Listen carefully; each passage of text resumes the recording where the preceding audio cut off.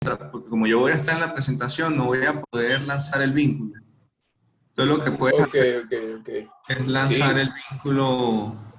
Sí, si quiere, ¿cuál es el vínculo? Díctame el vínculo. Ya te lo voy a mandar por mensaje aquí, por el... Lo voy a mandar a ti, Rubén. Ahí te lo mandé.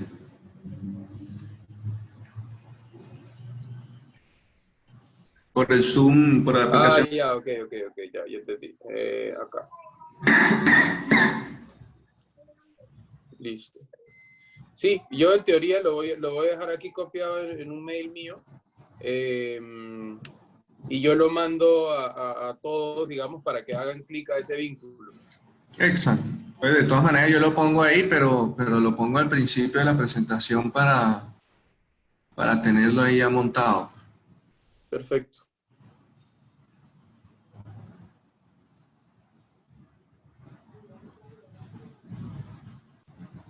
Doctor Parra, ¿qué hubo? ¿Está por ahí? Un segundo, Juancho. Sí, ya estoy por aquí, ya salgo. Ok.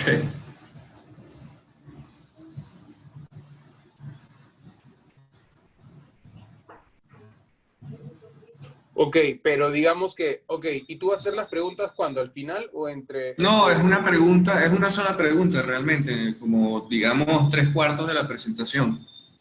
Ok, porque digamos que aquí yo le hago clic al vínculo y obviamente me sale la pantalla en azul y solamente me va a funcionar Sí, por lo menos. cuando tú estés, digamos, con la pregunta ahí en vivo, ¿no? Y yo le doy aquí, ponte present. Y ahí ya te debería salir activo la pregunta. Sí, ahí ya me sale activa la pregunta, de acuerdo. Ok, entonces yo aquí le doy stop presenting. O mentira, lo voy a dejar así siempre. No, no, mentira, porque si no la gente se va metiendo. No, yo lo presento en el momento. Sí, en todo caso déjalo listo como para darle present y igual yo no voy a mandar el vínculo hasta que tú no me digas que es como, listo, Rubén, manda el vínculo y yo lo mando ahí en ese momento. Listo. Déjame más o menos ver para que tú ya sepas a qué altura yo lo vamos a mandar. Más o menos. ¿Cuántas diapositivas son? Son 41. Ok. Cuando yo estoy hablando de GAT, yo creo que ya tú puedes ir mandando el vínculo. Ok. No, porque igual, o sea, yo creo que hay que mandarlo cuando tú ya estés en la pregunta, digamos, o sea, como que una diapositiva antes. Ok, listo. Bueno, ¿Va a ser en GAT o no? va a ser, no es específicamente de GAT, fíjate, aquí te lo voy a mostrar, ahí estás viendo mi pantalla de PowerPoint, ¿cierto? Sí, de PowerPoint, sí. Entonces yo aquí hago una presentación, aquí hablo algo un poco de mis indicaciones propias del GAT y luego ahí paso a la pregunta. Yo dejo ahí el vínculo de todas maneras abajo. Ok, no, yo la mando cuando en la diapositiva 31, pues, cuando la tengas ahí, ahí. Ok. ¿Listo? Listo.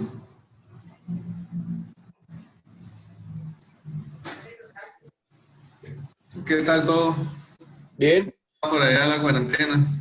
No, bien, todo tranquilo. Ya saliendo un poquito, afortunadamente, al menos salir a la clínica a estirar las piernas. Todo bien, felizmente. Sí, de verdad. ¿Ustedes qué? Bien, ¿no? De verdad que aquí yo de verdad he mantenido en la casa, trato de no salir en lo posible, o sea, si acaso al supermercado y ya, Sí. ya más nada. Uno que Tú otro estás ahí, control tú que estás quiero ver en Gaia, ¿cierto? En Gaira. en Vista Azul Campestre, sí, yo. Ah, en Visión Campestre, ¿verdad? Ok, sí. Sí, pero lo bueno es que yo tengo el supermercado ahí al Ahí al frente, frente, sí. no tengo que estar ni agarrando taxi ni nada, o sea, directo, pues. Claro. Pero Ah, sí, no, súper. ¿verdad? Y Luisa, gracias a Dios, también ha bajado un poco la cuestión porque ella trabaja en una clínica que es todo, o sea, es todo electivo, entonces esa prácticamente quedó todo anulado. Sí. Y no, bien, o sea, de verdad, hemos hecho el aislamiento adecuado. Qué bueno, me alegro. Qué bien. ¿Qué más, muchachos? ¿Cómo están? Qué pena es que me entró una llamada de Cali. No, tranquilo, Doc. Bueno, chévere. Ya, regálame un segundito aquí ya.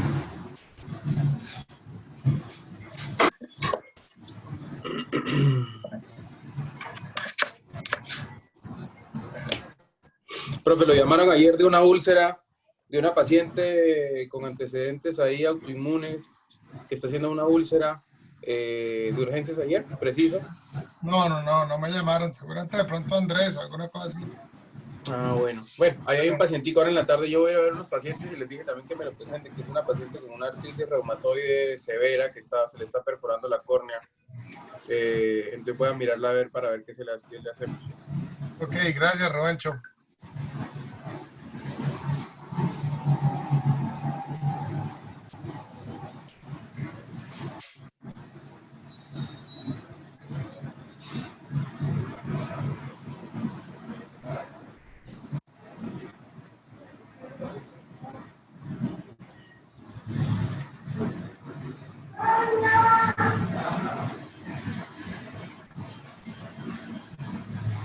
Mira cómo amaneció, qué sabroso.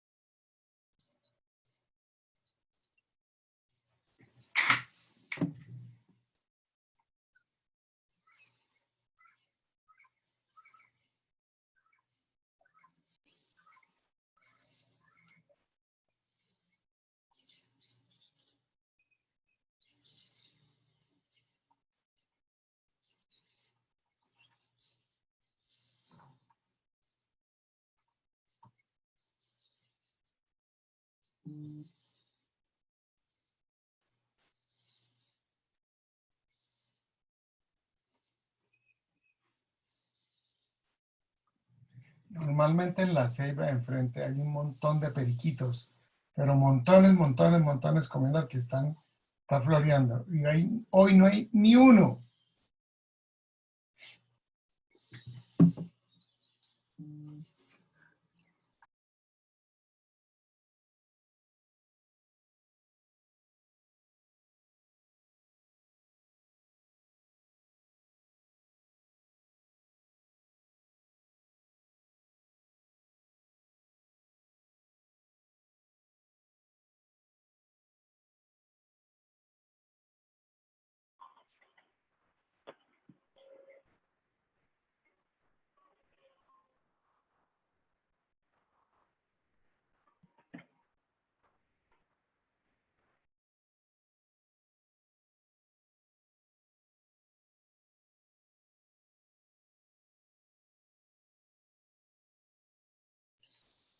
Veo que la gente está perezosa hoy.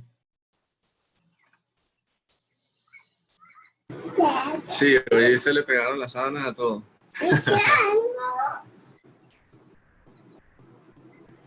No, pienso que podemos ¿Cómo están? a 8:05 más o menos y ahí arrancamos. Sí, denle un chancecito, denle un chancecito. Ahí llegó mi amigo de chismoso. ¿Quién no? Ah, el perro. Don ¿Cómo es que Samuel, se llama usted? Samu. el chismoso.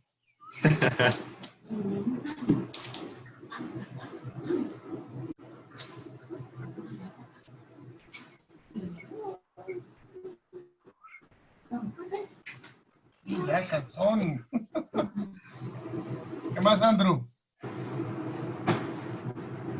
Hola, doctor, ¿cómo está? Bien, ¿y ustedes los llamaron ayer a una úlcera o solo llamaron al Robencho? No, doctor, no, a mí no me llamaron. Los babosos llamaron solo a los Ahí, y era ya pues de cirugía. Era cirugía. No, mira, no voy a ir a ver la hora, afortunadamente.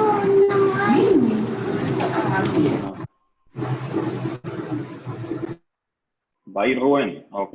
Sí, sí. Yo voy ahora en la mañana, Andrés, a ver un pacientico y aprovecho y le doy una miradita. Es un paciente ahí con un antecedente de una artritis reumatoide, parece muy severa y que está haciendo perforación ocular secundaria, pues ese ojo seco y esa respuesta ahí no tan brava. Ah, bueno, si necesitan alguna cosa, yo también tengo como 2 controles que voy a ir a ver ahorita también. Listo, perfecto.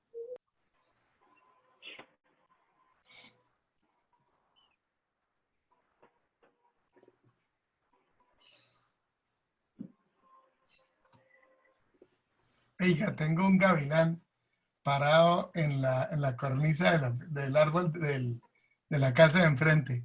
Y normalmente en el árbol que hay enfrente, en la rotonda del parque, viven millones de periquitos que a esta hora hacen una bulla. No sé si la han oído a veces en las charlas que los pericos se oyen terriblemente, pues hoy no hay ninguno escapándose del gavilán.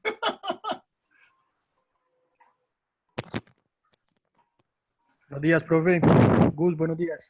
Dani, buenos días.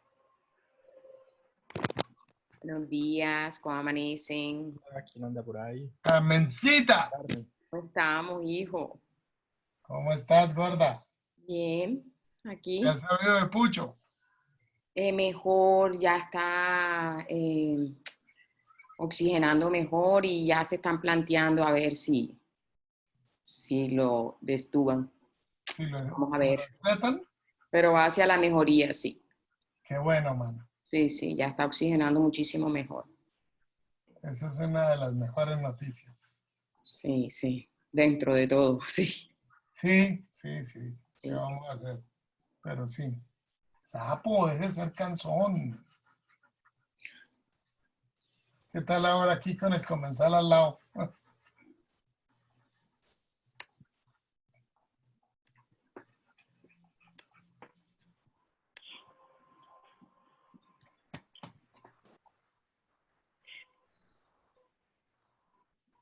Se metió Leo.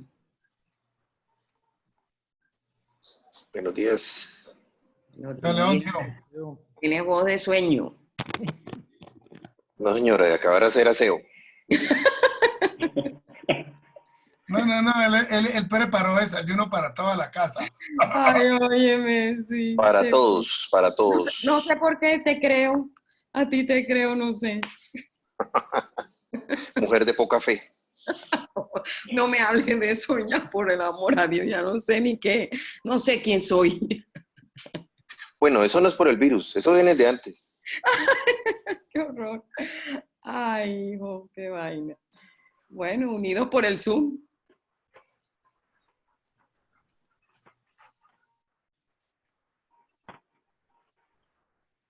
Diga, sí. Hoy sí le dio pereza a la Buenos gente. días. Jefe, buenos días, ¿cómo está? Buenos días, doctor Galvis. Buenos días, doctor Galvis.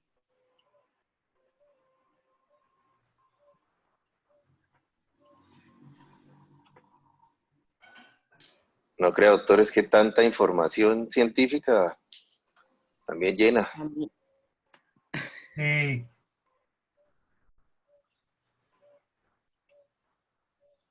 Tanto que me iban a pagar más.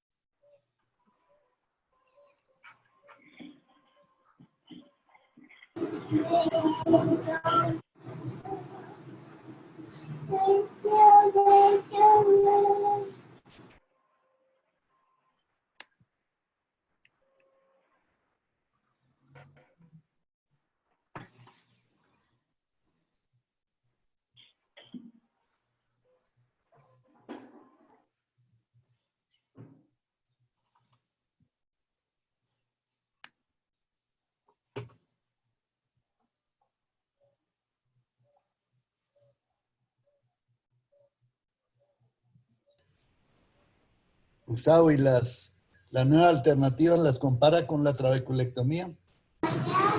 No, Doc, o sea, simplemente lo que vamos a hacer es hablar un poquito, describir los resultados que, o sea, es que realmente en un inicio lo que se quería era hacer como una revisión de videos, que era lo que me habían pedido los residentes. Sin embargo, a mí me pareció interesante poner como videos de nuevas opciones en glaucoma. Entonces, más que todo, vamos a revisar videos, vamos a ver resultados de algunos estudios pero no la vamos a comparar con TRAVE. Pero la trabeculectomía sigue teniendo vigencia. Oh, sí, claro. No, claro. O sea, la TRAVE no deja de ser un procedimiento muy efectivo como tal y que tiene su indicación. Sí, doctor, lo que pasa es que la trabeculectomía está indicada para un grupo de pacientes que es diferente incluso probablemente a lo que va a hablar Gustavo, ¿no? Sí.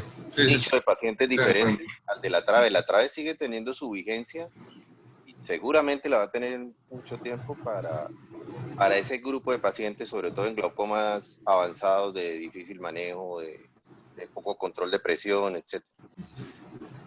Y casi todos estos procedimientos nuevos ya no son indicados, son mal indicados para glaucomas avanzados. Casi Exactamente. todos son para glaucomas Camilo, no te entiendo porque hay como ahí ¿repites? Ya. que casi todos estos procedimientos nuevos no son bien indicados en glaucomas avanzados. Son especialmente para glaucomas incipientes o moderados. Definitivamente, cuando necesitamos bajar la presión realmente, no hay nada como la trabeculectomía, con todos los problemas que todos le conocemos.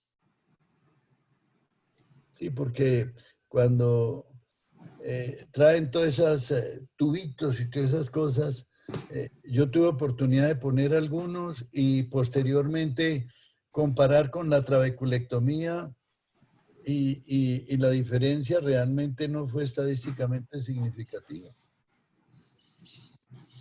A ver, jefe, yo no sé si usted se refiere al Express. El Express definitivamente fue un aditamento que la verdad no funcionó mucho. Déjeme que aquí está Katrina Saad, que no puede entrar, ya la voy a invitar un segundo. ¿Qué pasó con el Express? Porque el Express utiliza exactamente la misma vía de la trabeculectomía, solamente que le aseguraba que usted tenía un ostium permanente. Ese era lo único. Pero de ahí para atrás, todo lo que son los problemas esclerales, la cicatrización seguía igual. Entonces, por eso el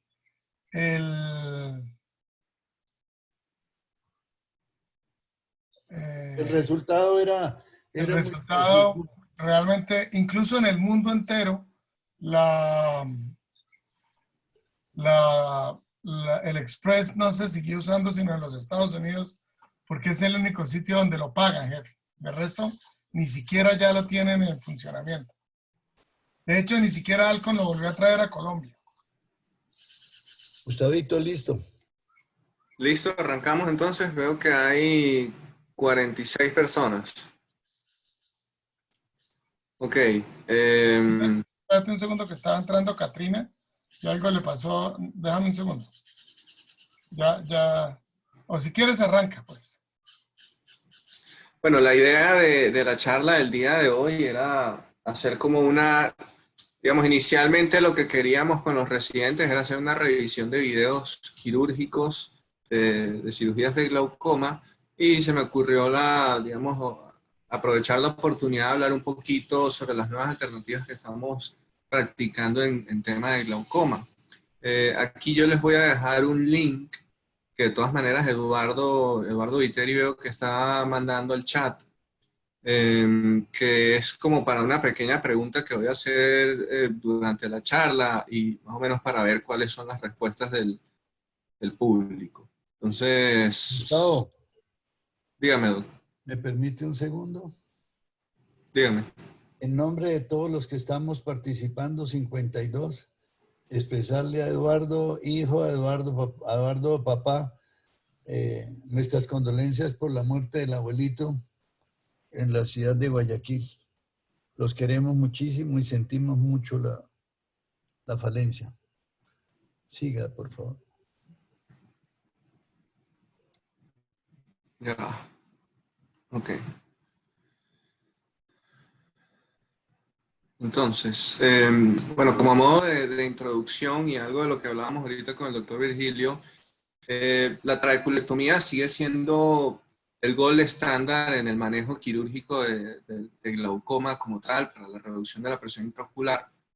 Sin embargo, y el que ha hecho trabeculectomía lo sabe, la cirugía de trabe no es una cirugía exenta de cierto riesgo a complicaciones. De hecho, por lo menos estos números que yo coloco acá son de la descripción de un estudio bien importante que es el TBT, que buscaba comparar la trabeculectomía con el implante de válvula MED, un estudio randomizado, multicéntrico, y fíjense que el número no es despreciable, o sea, y son complicaciones, algunas quizás un poco temidas, como desprendimientos coroideos, ampollas disestésicas, endoftalmitis, maculopatías hipotónicas. Algunas de ellas pueden dejar secuelas permanentes, una reducción visual permanente. Entonces, eso es algo que hay que tener en cuenta. Como digo, no significa que la trabe no siga siendo un procedimiento bastante indicado y adecuado, sino que hay que ser consciente de eso.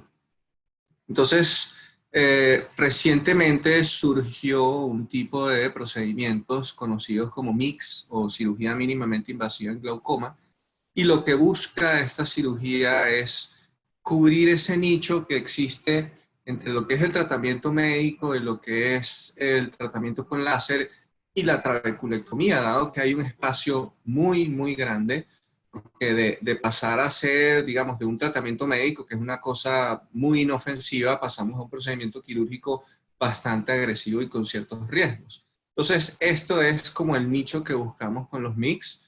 La indicación puede ir desde hipertensión ocular hasta glaucomas moderados. Algunos hoy en día ya los consideran para glaucomas avanzados con ciertos tipos de MICS. Digamos, eso lo vamos a hablar un poquito acá a continuación. Entonces, como les decía, los MICS, ellos van a trabajar de distintas maneras. Aquí vemos una imagen de cómo luce el segmento anterior del ojo, y sabemos que la producción del humor acuoso, no sé si aquí se ve mi cursor. ¿Sí se logra ver? Gus, ¿por qué no lo pasas a puntero láser aquí abajo? Pero A sí ver. se ve el cursor. ¿Sí se ve el cursor? No, no me quiero complicar la vida, yo lo dejo con cursor, doctor. Entonces, bueno, aquí podemos ver el que está el cuerpo ciliar. Ya todos sabemos la fisiología del acuoso. El acuoso se produce en el cuerpo ciliar, por delante el cristalino se mete por la pupila y se drena en el ángulo de la cámara anterior.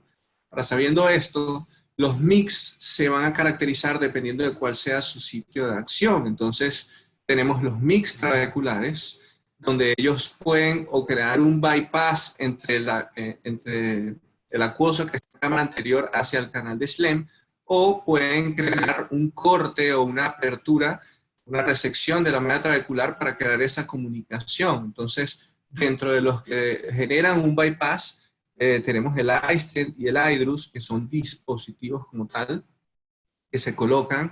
Dentro de los que generan ese corte o esa comunicación directa, bien sea por resección o por corte, tenemos el GAT, que es una trabeculotomía en 160 grados, que se puede hacer con prolene o con un microcatéter. El Omni, el TRAP 360, que son dispositivos que no tenemos acá.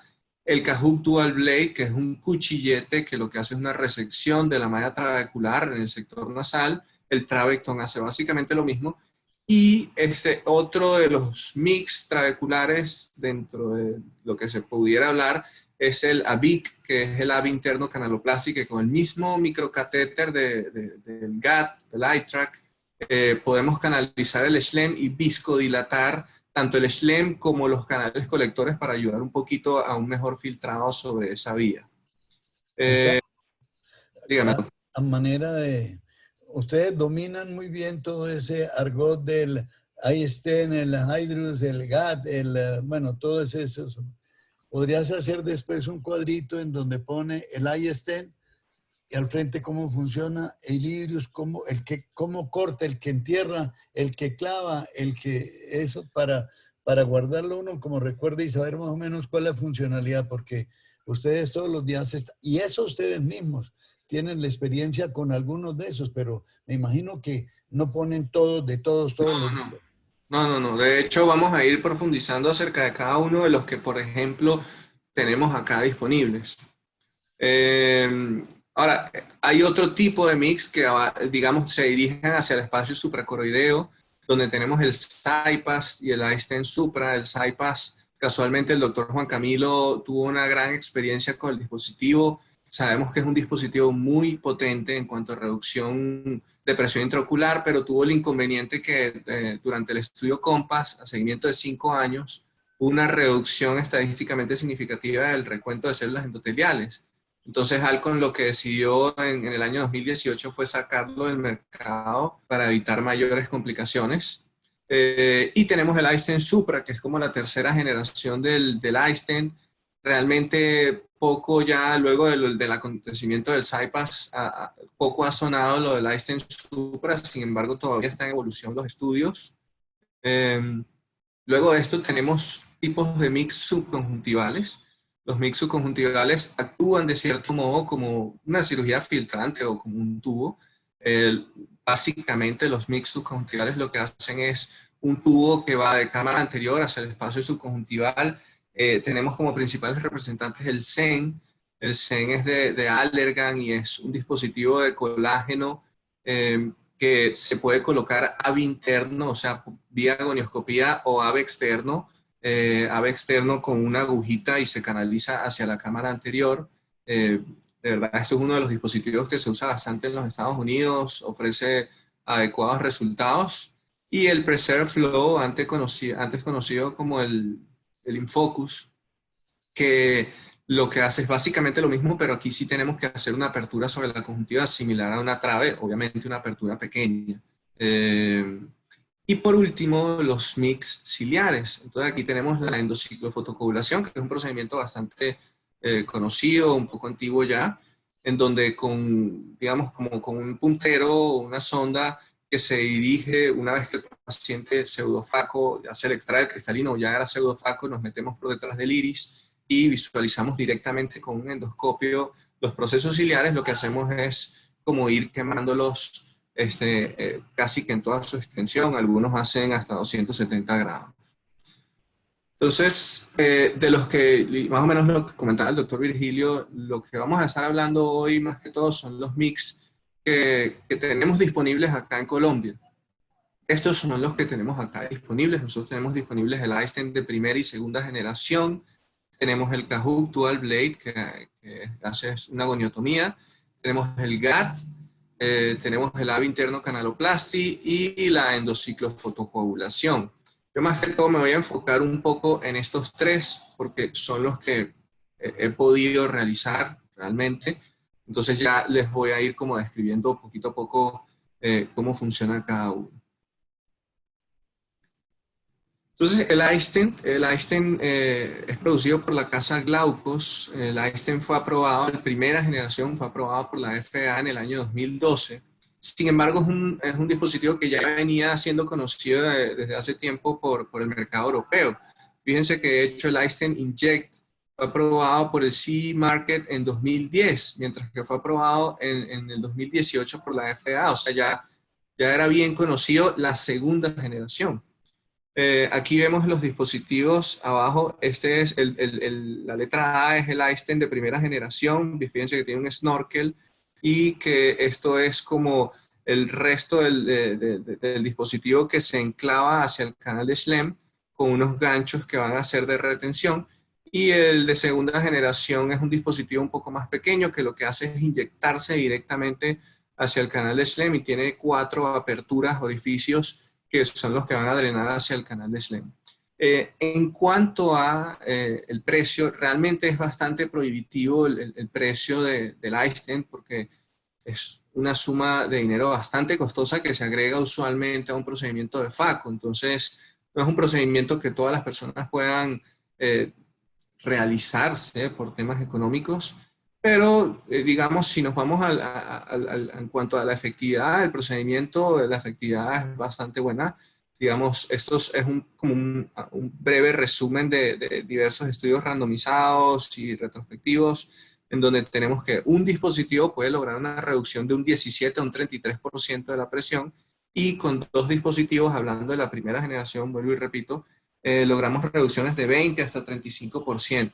realmente la adición del segundo dispositivo no es demasiada. El principal efecto lo hace el dispositivo. Y respecto al iStent Gustavo, Inject, el iStent... quiere apague su video para que el audio sea más estable. Gracias. Ok.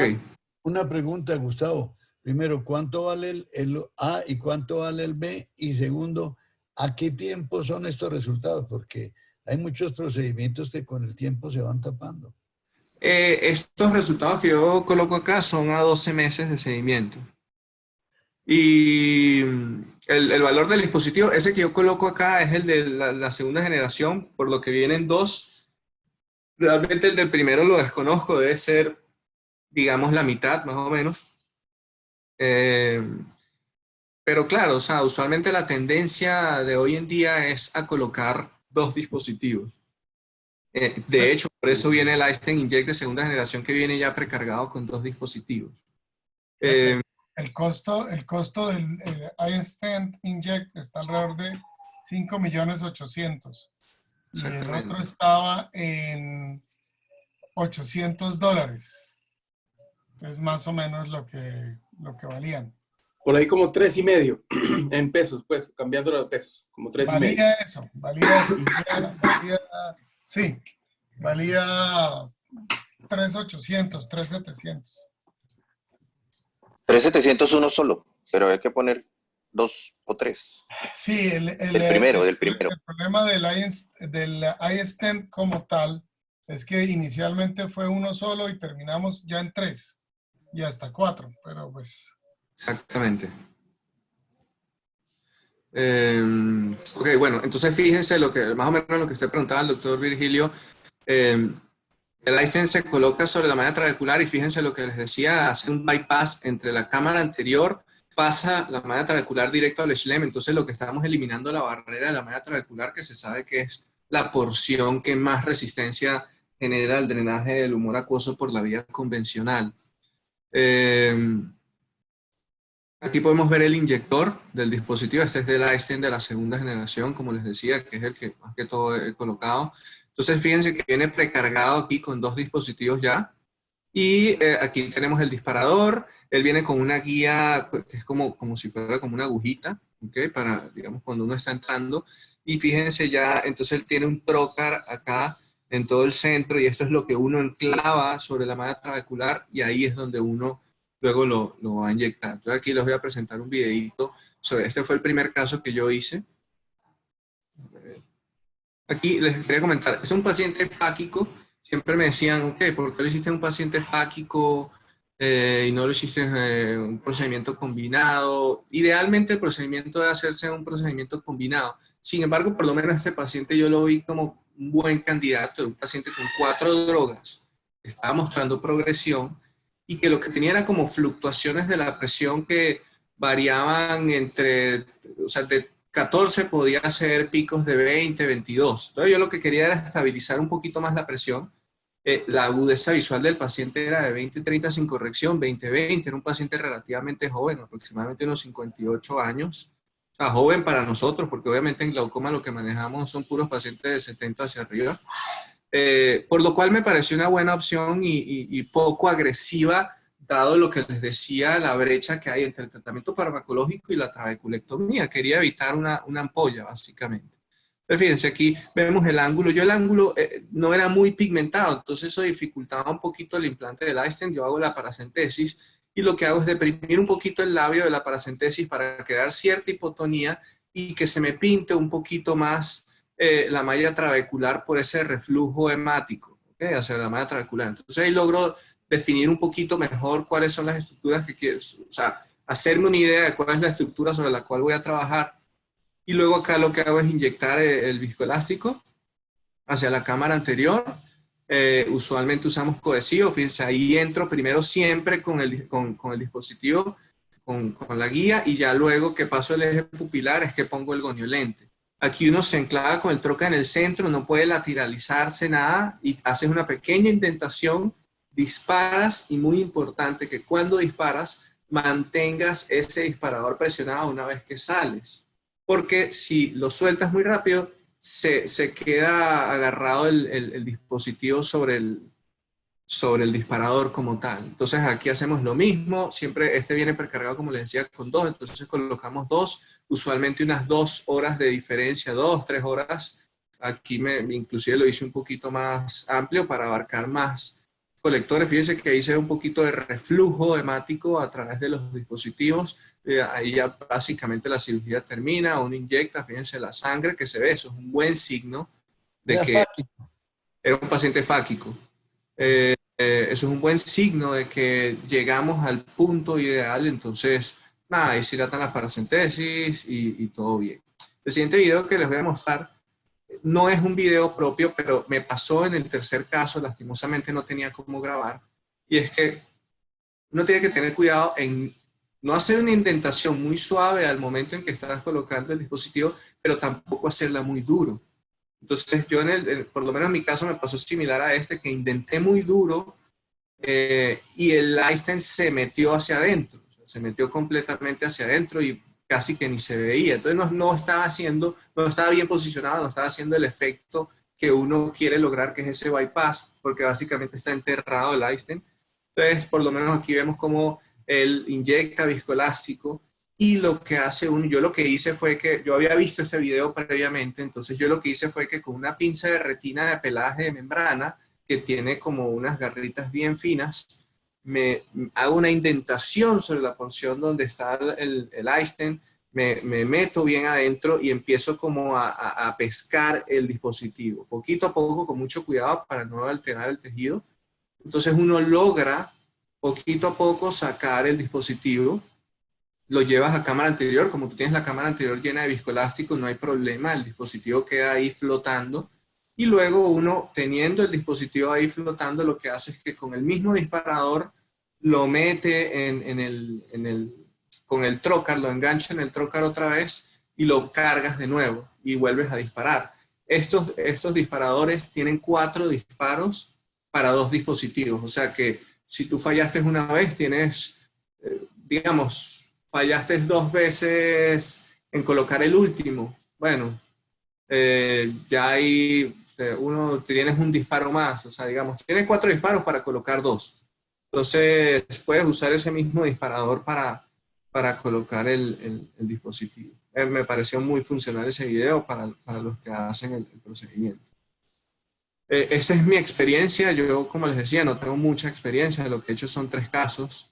El primer paciente que les decía fáquico tenía una PIO preoperatoria de 20 con 4 medicamentos. Fíjense, en el primer día bajó adecuadamente, pero luego empezó a subir de nuevo. Entonces, nada, yo como ya había visto que había progresado el paciente, yo decidí colocarle otra vez la terapia full. Y fíjense que con los 4 medicamentos ya la presión se estabilizó y digamos, no me estaba mostrando fluctuaciones, que era lo más importante. En el segundo y tercer caso ya eran pacientes con cirugía combinada, eran pacientes que venían con medicamentos, y estos son los pacientes que quizás más busco con iStent. Son pacientes que vienen relativamente bien controlados con medicamentos, tienen una catarata, y lo que busco es tratar de retirarle medicamentos. Entonces, fíjense que al cabo, bueno, este es el seguimiento que tengo hasta ahora, hasta 3 meses, fíjense que las presiones son bastante buenas. En pacientes que venían manejando 4 drogas y con 0 medicamentos ya tienen una presión bastante adecuada, básicamente la que tenían previamente. Como les digo, o sea, ¿cuáles como mis casos ideales que yo escojo? Son hipertensos oculares a glaucomas moderados. No me atrevo a hacerlo un avanzado, realmente no veo una respuesta tan potente. La PIO idealmente, como les decía, y de hecho la casa comercial siempre lo recomienda, pacientes que estén controlados y que le vayan a hacer una FACO, controlados con medicamentos, que le vayan a hacer FACO, hacerle el procedimiento, colocar el implante, idealmente combinado, vuelvo y repito. Pero no excluye la posibilidad de que no pueda hacer en un standalone procedimiento, pues como tal, un procedimiento en solitario. Porque realmente, ¿y qué pasa? Que el mercado americano es el que maneja la combinación. De hecho, está aprobado por la FDA para cirugía combinada, pero el mercado europeo sí tiene resultados con solo implante del dispositivo sin FACO y realmente tienen buenos resultados. Entonces, tampoco es algo que evite el poder realizarlo. Entonces, ya pasando el iStent, vamos a hablar un poquito ahora sobre el Cahook Dual Blade. Tavo, pero no es indicación inicial, el paciente fáquico. No. Es bueno no dejar eso en el Ok, ambiente ok. de No. que es una medida de inicio de control de presión en un Nada que paciente ver, en o el que uno sea, le pueda ofrecer, un hipertenso ocular en el que uno le pueda ofrecer, decirle, no, yo no le voy a empezar medicamento, entonces voy a ponerle un mix. No, esa no totalmente es de una acuerdo, o indicación en sea, ese paciente. digamos que el nicho en este caso se parece mucho a lo que yo describía en el primer paciente. Eh, Obviamente glaucomas leves, y claro, o sea, en estos casos fáquicos la primera alternativa siempre va a ser una trabeculoplastia láser. O sea, si tenemos un paciente con medicamento y no está siendo controlado, de hecho el paciente que yo les comentaba era un paciente que ya tenía antecedentes de trabeculoplastia, siempre la primera opción va a ser una trabeculoplastia por el bajo riesgo y obviamente la diferencia de costos. O sea, eso sí no... Una Sería en pregunta ese para caso, los comitólogos. El paciente que tiene una hipertensión o un glaucoma que uno no lo puede controlar con medicamentos, o se controla con medicamentos, pero resulta que va progresando porque le está haciendo picos nocturnos o no baja lo suficiente la presión. ¿La trabeculectomía no es el paso siguiente o es poner estos tubitos? Hoy en día yo considero más un mix. Es una buena pregunta esa, porque es que finalmente depende del estadio en que vaya el Exactamente, glaucoma. exactamente. O sea, si usted tiene un glaucoma que está avanzando, o sea, no controlado, y está avanzando y está en full tratamiento, el siguiente rápido, sin mucha cosa, es lo que dice Gus, es una trabeculoplastia de cualquiera de las dos, selectiva o no selectiva. Eso ya se discutió en estos días largamente. Pero, ¿Las EPS lo pagan? ¿perdón? ¿Las EPS lo pagan? La trabeculoplastia sí. Esta de poner 2, 3, 4. O sea, No, el del Einstein no. Los mix no. Los mix no los la pagan. selectiva tampoco la pagan. Perdóname, Patricia, pagan la trabeculoplastia, pero la selectiva no. Normal, largón. O sea, pero es lo mismo, o sea, tú la puedes asociar. Esa es otra cosa distinta. O sea, tú la puedes pedir como trabeculoplastia, no como trabeculoplastia láser selectivo. Pero finalmente, pues es lo mismo y sí lo cubre. El problema es que cuando usted ya hizo una trabeculoplastia y está en full tratamiento, tiene que saber el estadio del glaucoma. Si el estadio del glaucoma es avanzado, yo no dudaría de pronto en entrar en una trabeculectomía. Pero la gente, o sea, el paciente, ya está buscando un evento más antes de entrar a una trabeculectomía. Porque ya se meten a internet y leen todas las desventajas de una trabeculectomía. Entonces, no es que no esté indicada, pero hay que tomarla con cierto cuidado. Ahora, si O usted como por realmente... ejemplo, Doc, cuando dicen que la trabeculoplastia cura el glaucoma, bueno, por ejemplo. información que consiguen en internet. Sí, esa es la eterna problema y es mejor no que hablemos de eso, que eso nos valió una demanda de un colega santanderiano en Bogotá. Pero en fin, esa no es la historia. La historia es que si usted realmente tiene que bajar la presión, tiene que hacer una trabeculectomía, jefe. No hay otra alternativa. Listo, entonces, bueno, continuando, como les decía, Perdóname un segundo, no sé si está Catrina Saad o, Sí, yo María escucho la voz. o María Fernanda Delgado, que tienen mucha experiencia. Con Einstein. Mi experiencia en Einstein de primera generación fueron unos 9 casos y mi experiencia en el Einstein Inject, que por fin lo pudimos empezar a poner por un poco de problemas locativos, finalmente va en este momento en 10. Me gustaría oír la experiencia de ellas dos, si alguna de las dos está. Yo estoy No sé acá, qué... Mafe creo que también. Nosotras presentamos en el bienal pasado 37 casos hechos en la Sociedad de Cirugía Ocular. 22 casos eran de María Fernanda y 15 casos míos de 25 pacientes. La mayoría de ellos, solo 9 fueron standalone, el resto eran casos combinados con cirugía de catarata. y lo que es claro es que eran pacientes que estaban controlados con medicamento, la gran mayoría, como les digo, que fueron llevados a cirugía de catarata, y una forma de reducirles la medicación, de mantenerles una mejor presión, era haciéndoles la combinación con el iStent inject. Estoy hablando de esta revisión, solo estamos hablando de la segunda generación. En esta revisión no incluimos los casos de la primera generación.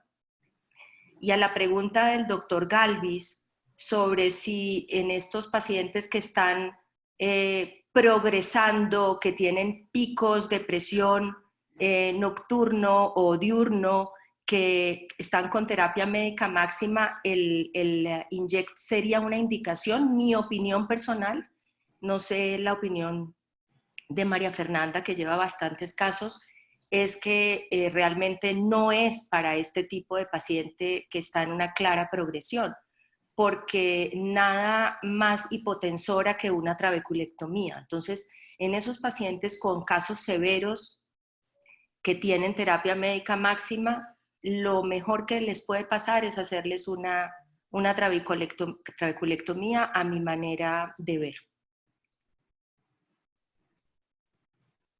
Lo escucho a la doctora María Fernanda. Gracias, Catrina.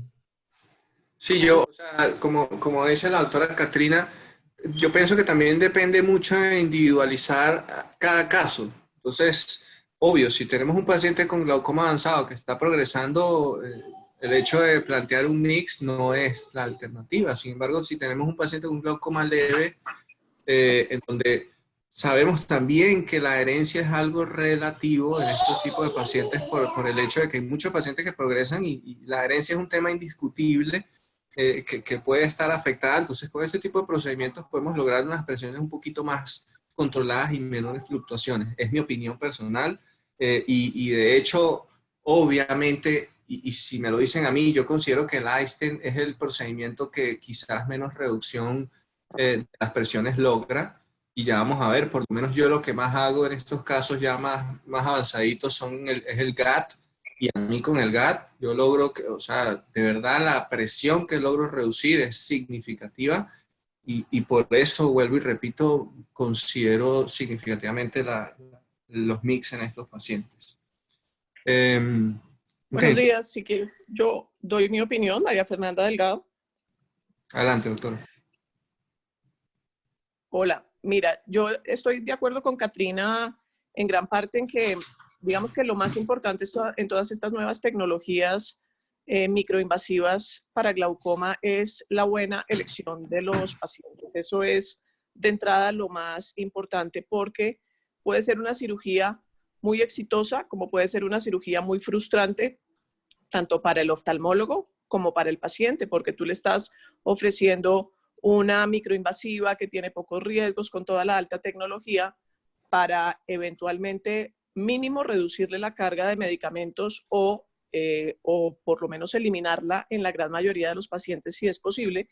Y si no lo logra, si vuelve uno al estado cero, pues o el paciente invirtió un dinero o se le prometió algo que no se cumplió, y eso pues termina haciendo que las cirugías no cumplan el resultado esperado.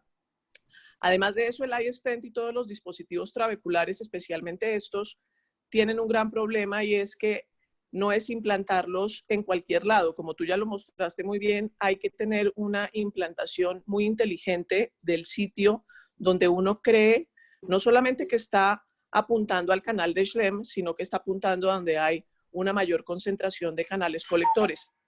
Y como no tenemos un sistema de visualización que pudiésemos hacer directamente una angiografía, por decirlo así, o una técnica que nos permita verificar dónde está la mayor concentración de canales colectores, dependemos básicamente de lo que nosotros vemos. Y muchas veces el dispositivo no funciona es porque no lo pusimos en el sitio donde lo teníamos que poner. Entonces la implantación inteligente del dispositivo hace mucho. Y lo otro muy importante que dijo Catrina es que evidentemente los pacientes que tienen progresión y que necesitan presiones objetivo muy bajas, pues no van a ser candidatos para esto, porque la presión venosa epiescleral no te va a permitir una reducción por debajo de lo que ella sea, en el caso donde tengas un paciente con un daño muy severo del nervio óptico o una afectación muy significativa del campo visual. Entonces, la mayoría de estos casos, sin duda, son para pacientes más con glaucomas leves y leves a moderados, y generalmente que están ni siquiera muy inestables, sino más bien estables en el momento en que lo vas a combinar con una cirugía de catarata, o si están inestables, pero que lo que te está faltando para llegar a esa presión objetivo no sea sin duda un valor muy alto, porque si no lo vas a lograr con el dispositivo. ¿Cuánto logran bajar con la prótesis, con el stent ese? Más o menos. El iStent puede lograr bajar, doctor, más o menos un 25 a 30% sobre la presión original que tenga el paciente. Entonces dependerá si el paciente está con máxima terapia médica o con un solo medicamento o con 2 medicamentos. Entonces, evidentemente, la reducción, ese es el número promedio de la mayoría de los estudios, pero evidentemente el resultado es tan individual como todo lo que hacemos en medicina, cuando uno ya aísla cada paciente como un ser diferente. Gracias. Listo. Bueno, entonces, como les venía diciendo, el Kahoot Dual Blade es un cuchillete, básicamente, que se diseñó por el doctor Malik Kahoot. El dispositivo es distribuido por New World Medical y fue introducido en los Estados Unidos en 2015. El diseño como tal del dispositivo lo que hace es, o busca, remover la malla trabecular de un sector específico del ojo, específicamente del ángulo nasal. El costo, como les decía, era un poquito más permisible, aproximadamente $300, por lo cual, digamos, es un poquito más sencillo en comparación al iStent. Fíjense aquí coloco 2 distintos estudios en cuanto a reducción de la presión. El primero de la izquierda es uno en donde... Pues un momento. El costo en Colombia no son $300. El costo, o sea, el precio costo que nos dan a nosotros es $300. Obviamente ya para el que lo vaya a vender o algo, que le quiera sacar la ganancia, qué sé yo, ya es distinto, pero el precio costo son $300. El distribuidor. Yo tenía entendido que era un poco menos, pero bueno, listo.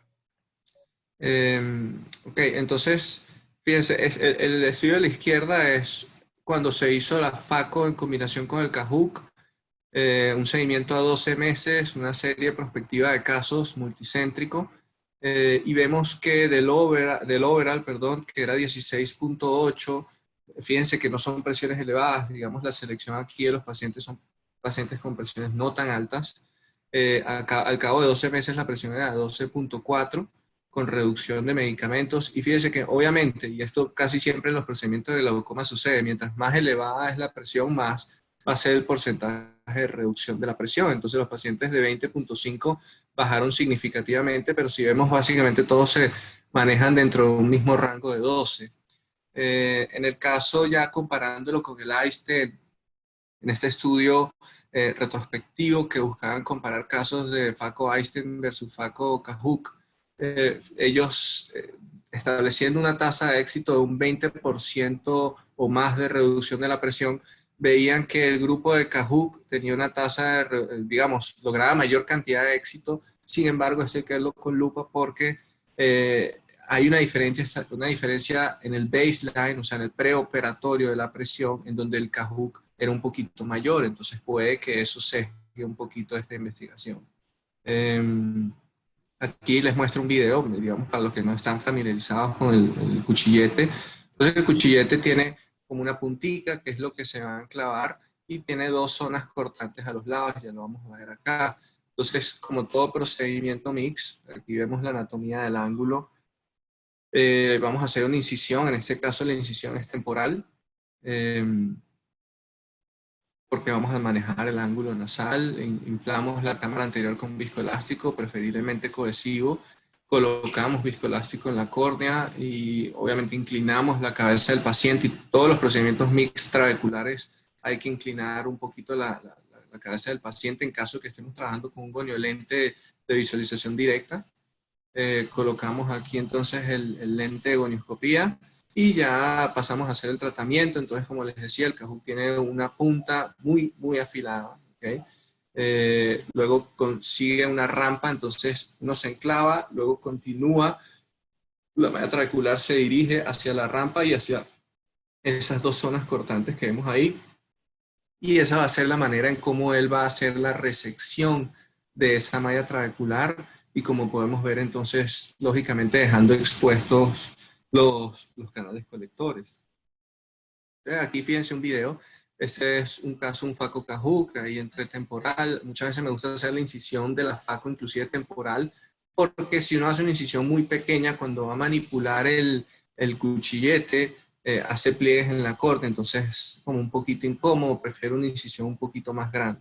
Entonces fíjense acá, nada, yo siempre meto el cuchillete y luego es que coloco el goniolento, y una vez que paso el plano pupilar, por lo que es muy afilado y puede lesionar cualquier estructura.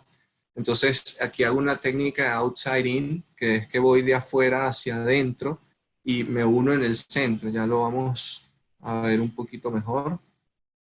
Que lo veo aquí muy bien. Okay. Entonces me voy de derecha a izquierda y luego de izquierda a derecha, y lo que busco es como unificar ese corte de la malla trabecular para poder resecarla y removerla por completo. No importa si queda la malla trabecular allí, pero digamos, mientras uno pueda sacarla, como que mejor, pues, para que no se vaya a dosar, aunque está demostrado que no se vuelve a pegar. Entonces con un microforceps retiro la malla trabecular. Ahí podemos ver el remanente de malla trabecular que se saca. Y ya luego entonces, bueno, en este caso era un lente tórico. Esa es una de las ventajas también, que uno puede hacer cirugías de catarata. Bueno, en este caso colocar un lente tórico sin ningún problema. Aspiro y fíjense cómo, a pesar de que aquí no se ve muy bien, sangra el ojo, y de hecho cuando estoy hidratando las paracentesis se puede ver el sangrado en cámara anterior. Siempre decimos que ese sangrado es un muy buen signo. Y listo, entonces ahí básicamente finaliza el caso. Dejo un poquito de aire por si el sangrado y listo. Ahora, no todo es tan bonito como parece. Por lo menos este es uno de mis primeros casos mix de cualquier tipo. Yo empecé de hecho con el Kahoot. Ya le había hecho la goniotomía inicial, sangró, coloco viscoelástico, no logro barrer la sangre, vuelvo a colocar viscoelástico. Como les digo, no tenía como la experiencia ahí. Entonces vuelvo a colocar una tercera vez, nada, no logro remover ese viscoelástico, esa sangre, perdón. Entonces nada, paso, aspiro la sangre para tratar de irme en la siguiente dirección. Y ahí cometo un error muy clásico cuando uno está arrancando. Es como cuando uno tiene una ruptura de cápsula posterior, que saca la pieza y no mete viscoelástico a medida que sacas la pieza de mano. Entonces, claro, hay un reflujo por la hipotonía de la sangre hacia la cámara anterior, y otra vez quedamos en las mismas. Entonces, fíjense, otra vez sangro, meto el Kahoot a ver si logro hacer algo y nada que ver, imposible, de verdad. O sea, con esa sangre uno no puede hacer el procedimiento a ciegas. Entonces, aspiro ahí más o menos lo que pude realizar y ahí quedó, vuelvo a cometer el mismo error. Fíjense, o sea, ahí de verdad que estaba muy experto. Entonces, eso es un consejo que les doy siempre que vayan a sacar en estos mix trabeculares la pieza de mano, inyecta un poquito de viscoelástico. Este es otro casito.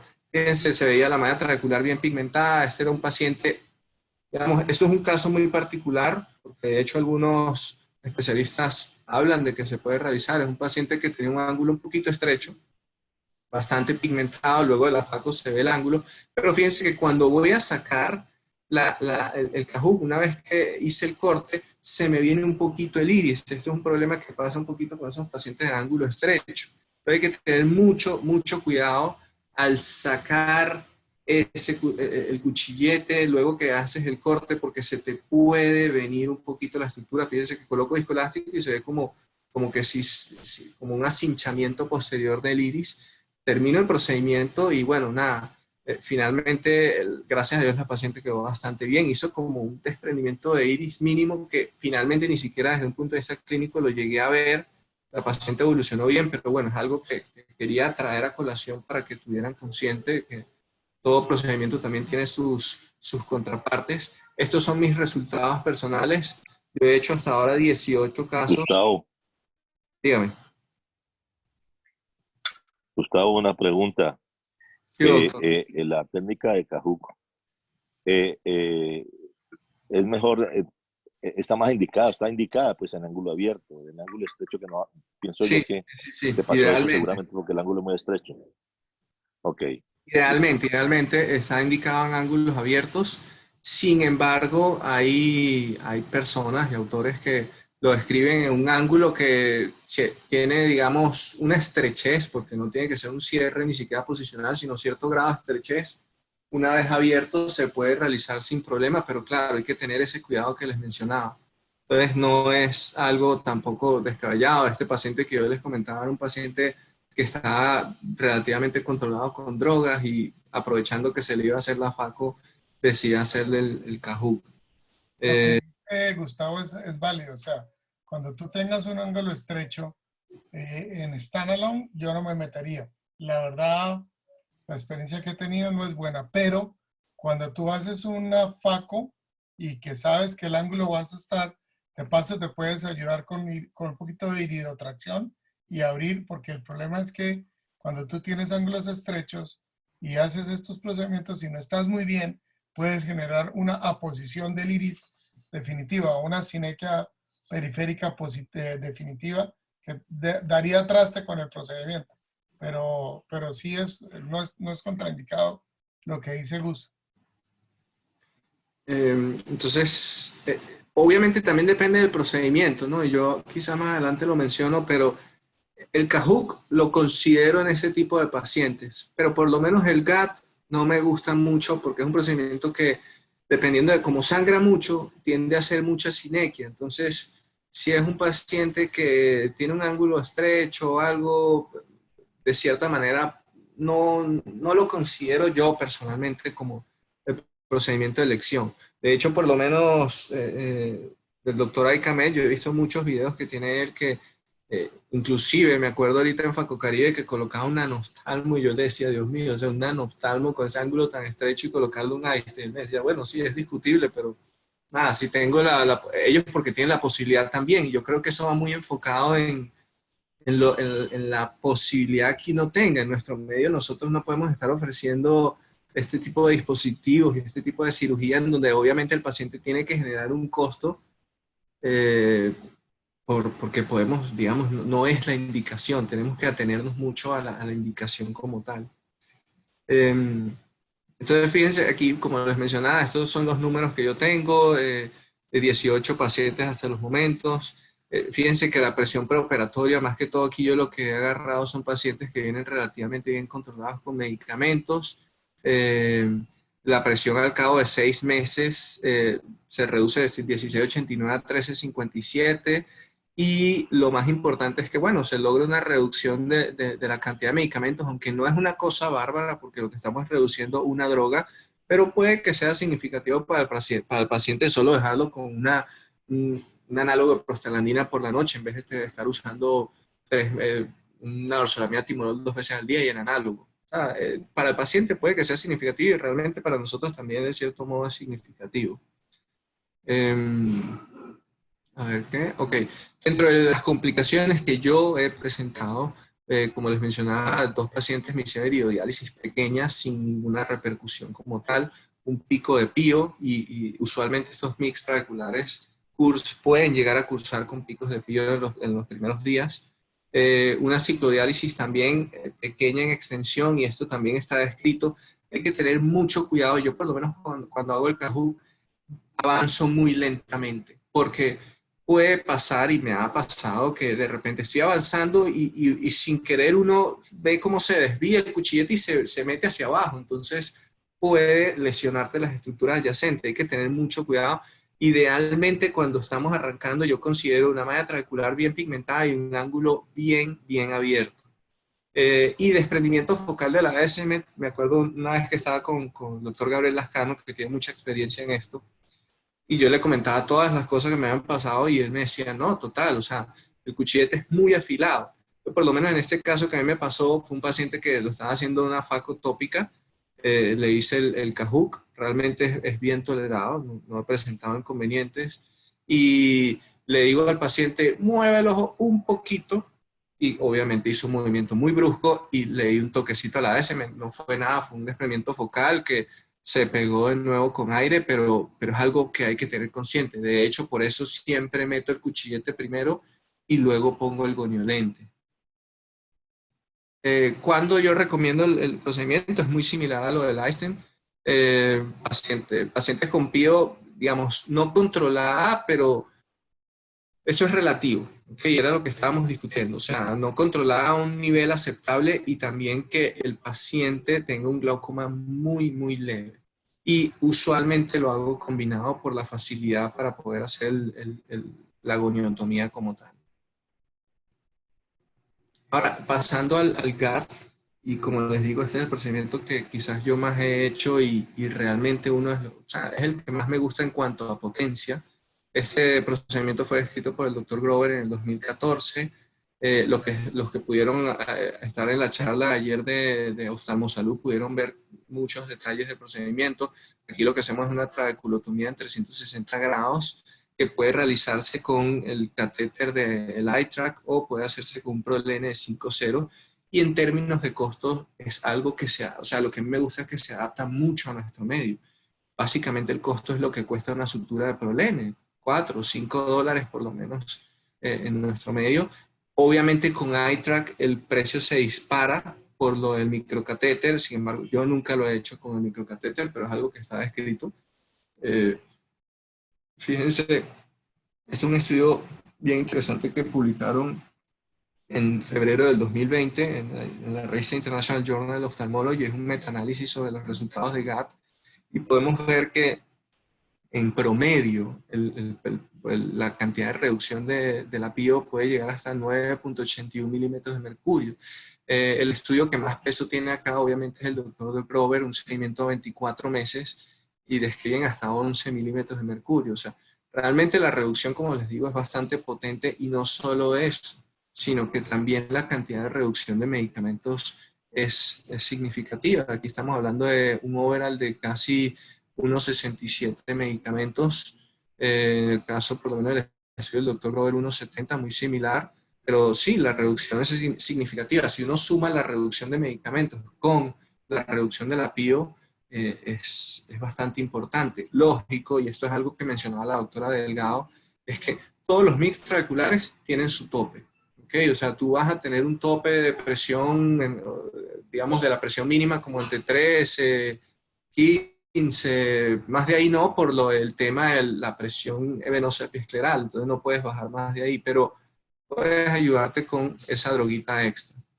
Pero fíjense, este es el procedimiento, uno hace la paracentesis lateral, ya yo aquí había hecho la FACO, hago una pequeña paracentesis por donde voy a meter la sutura en dirección hacia donde va la sutura, eso es muy importante, ya que había volteado el ojo.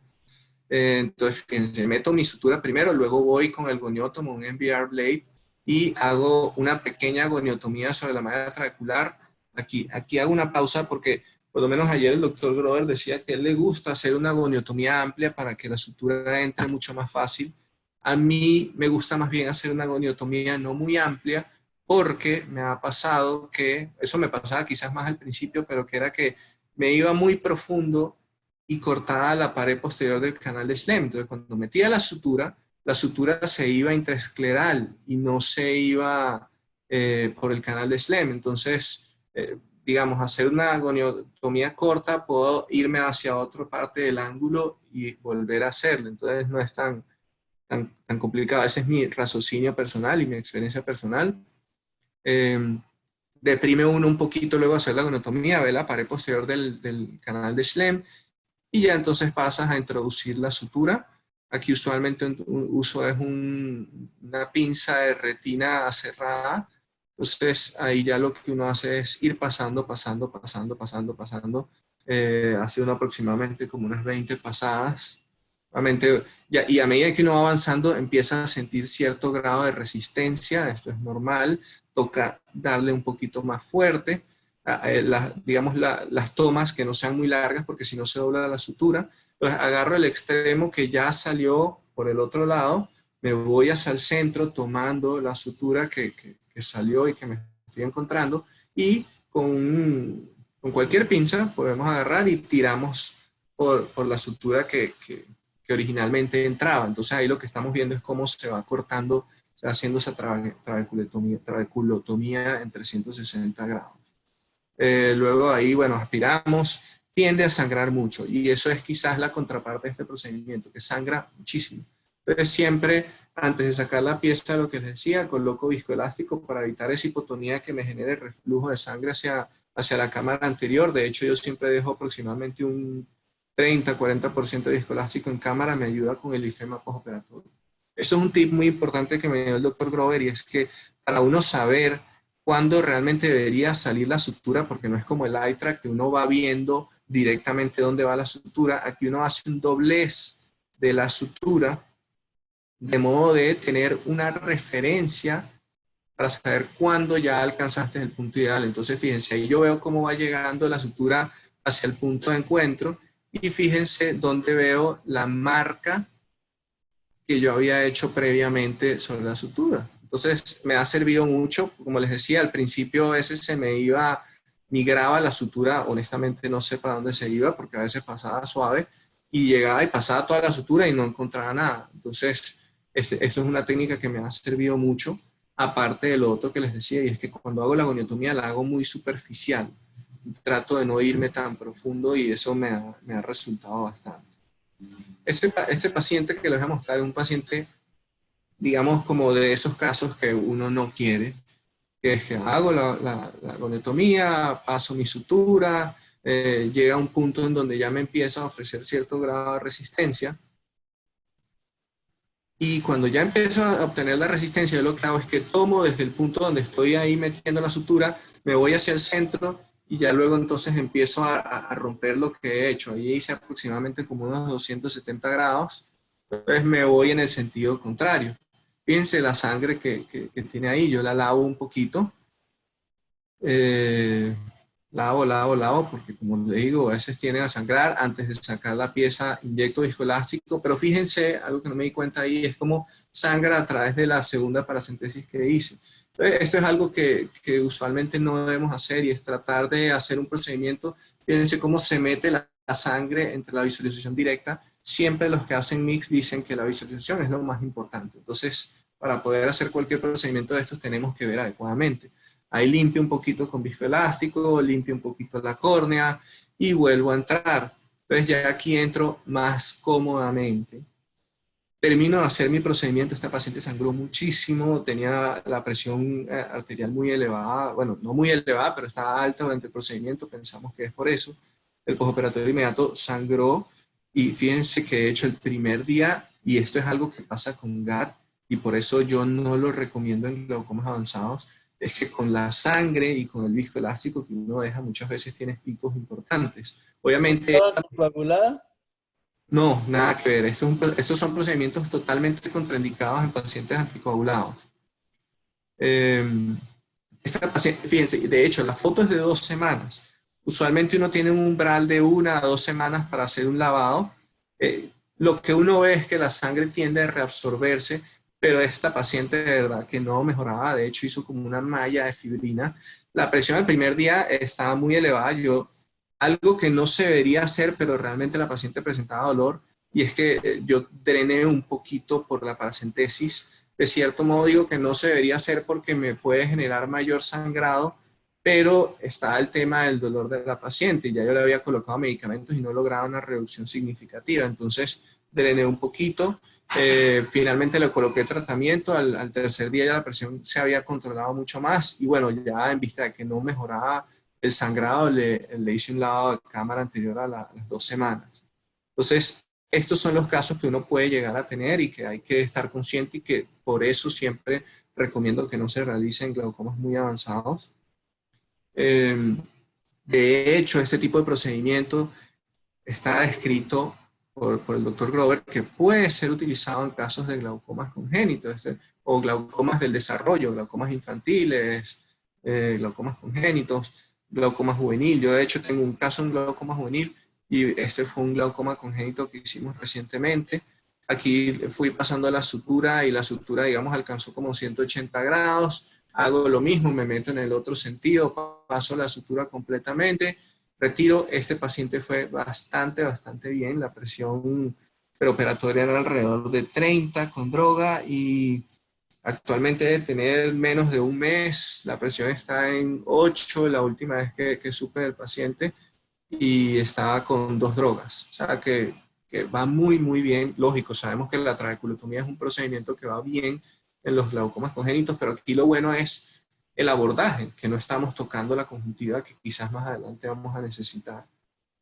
Entonces, actualmente no tengo la data, estamos trabajando en eso con la doctora María Fernanda Acuña y con un residente de la clínica que muchos podrán reconocer por la imagen. Estamos haciendo un seguimiento a 12 meses, tenemos aproximadamente como unos 50 casos y lo que yo les digo, o sea, desde un punto de vista subjetivo, yo siento que el procedimiento va bastante bien en cuanto a reducción de la presión intraocular. ¿Cuándo lo recomiendo? Glaucomas leves. El avanzado es discutible, como les digo, tiene que ser un paciente muy borderline, una desviación media por joda, si acaso que apenas esté alcanzando los dosis y que esté controlado con medicamento.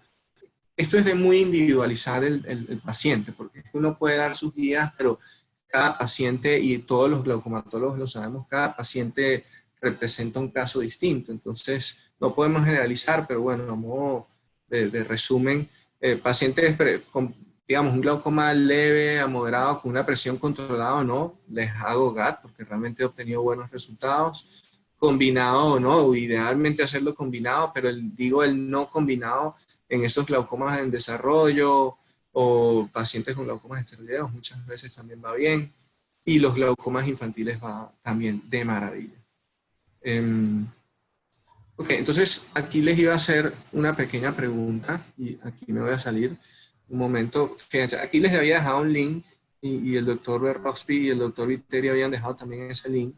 Pero yo lo que quiero hacer es una pregunta de cuáles, o sea, aquí hemos hablado mucho de ángulos abiertos, pero ¿cuál sería un procedimiento ideal para pacientes con presión no controlada y diagnóstico reciente de cierre angular primario o glaucoma por cierre angular primario?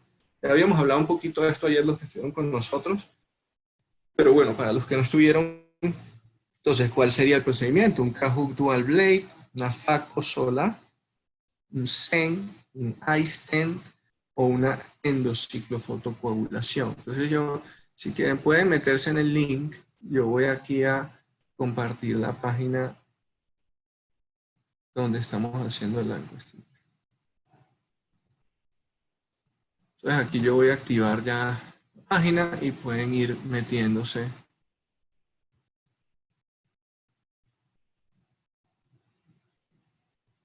Los voy a dejar aquí voy a dejar aquí unos 30 segunditos. Están metiéndose. Entonces vamos a ir viendo cómo van las respuestas. Ok.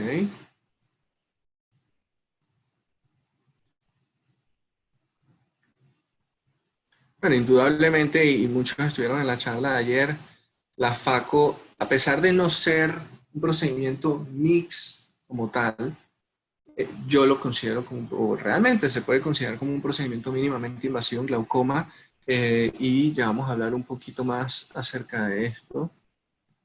Voy a mostrar acá. La doctora Catrina ayer nos hizo una muy buena exposición acerca de esto.